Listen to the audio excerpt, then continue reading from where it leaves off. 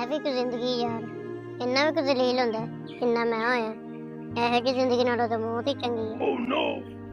Done अज इत्थे बैठा खैर इनू की होया?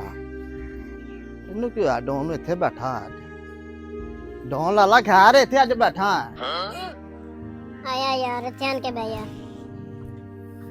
बुढ़ी दे उत्थों बड़ा तंग आया पिया, सोचा बाहर जाके बह जावां झट को। अच्छा की होया? खैर ते हैगी ए?